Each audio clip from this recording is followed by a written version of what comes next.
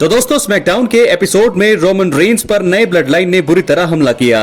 इसके बाद जे उसो को यह कहते हुए सुना गया कि कॉल लगाइए। शो के अंत में रोमन रेंस ने पॉल हेमन को कॉल करने का प्रयास किया, लेकिन उनका फोन सर्विस के बाहर आ रहा था। लेकिन उनका फोन बाहर क्यों आ रहा था? बहुत ही बड़े इसके कारण हो सकते हैं। इस वीडियो में हम 3 कारणों के बारे में दोस्तों बात करेंगे कि क्यों स्मैकडाउन में रोमन रेंस का कॉल पॉल हेमन के पास नहीं पहुंच पाया। इसलिए वीडियो के अंत तक बने रहें और अगर आप चैनल पर नए हैं सब्सक्राइब करने के बाद दोस्तों ऑल पर क्लिक करें, नोटिफिकेशन की बेल को बजाएं, क्योंकि दोस्तों वीडियो बनाने में बहुत ज्यादा मेहनत यहां पर लगती है। तो चलिए वीडियो को शुरू करते हैं। बात करते हैं सबसे पहले कारण की। दोस्तों पहला कारण हो सकता है कि क्या WWE hall of famer Paul Heyman Roman Reigns से नाराज हैं।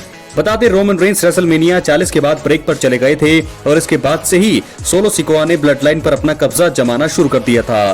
बाद में पॉल हेमन ने लगातार रोमन रेंस से संपर्क करने का प्रयास किया, लेकिन वो बात नहीं कर पा रहे थे। साफ तौर पर पॉल हेमन को सोलो का ब्लड लाइन पर कब्जा करना पसंद नहीं आ रहा था। इसी वजह से उन्होंने रोमन रेंस से मदद की मांग की, लेकिन वो नहीं आए। बाद में जब पॉल हेमन को सोलो सिकोआ ने धराशायी कर दिया और फैक्शन से बाहर कर दिया, तो भी असली ट्राइबल चीफ ने उनकी मदद के लिए एंट्री नहीं की।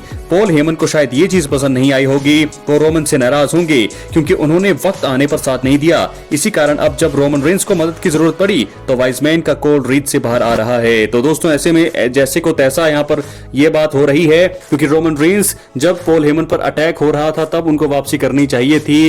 तो ऐसे में अगर उस वक्त वो वापसी करते तो जरूर पॉल हेमन उनके साथ होते, अभी भी ब्रेक पर वो नहीं गए होते। मुझे तो ये सबसे बड़ा कारण लगता है। क्या है आपकी राय कमेंट बॉक्स में जरूर दें। बात करेंगे दूसरे कारण का।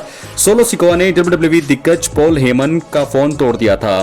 तो दोस्तों ऐसे तो कोई कारण मुझे लगता नहीं कि ये कारण क्यों रिपोर्ट में आ रहा है, क्योंकि अगर ये फोन तोड़ा भी होता तो वो इतने गरीब तो नहीं है पॉल हेमन कि उनके पास नया फोन ना हो उसके बाद ले सके। तो फिलहाल ये मुझे बकवास लगता है, लेकिन चलिए आगे बढ़ते हैं। सोलो सिकोआ जब ब्लड लाइन पर कब्जा करने का प्रयास कर रहे थे तभी पॉल हेमन ने रोमन रेंस को इससे अवगत कराने की कोशिश की। हालांकि सोलो ने इस बीच गुस्से में एक मौके पर पॉल हेमन का फोन तोड़ दिया था। अगर आपको याद होगा, WWE शायद इस एंगल को स्टोरी लाइन में इस्तेमाल कर रहा है।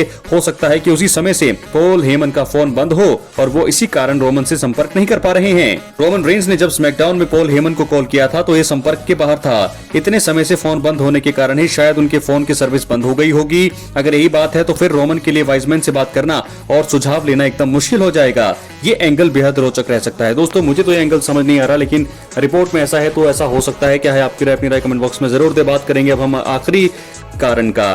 क्या पॉल हेमन रॉक या सोलो सिकोआ के साथ जुड़ गए हैं? ये भी एक बड़ा कारण हो सकता है कि शायद अब रोमन रेंस का साथ यहीं तक था, पॉल हेमन यहीं तक उनका साथ देना चाहते थे। अब क्या होगा?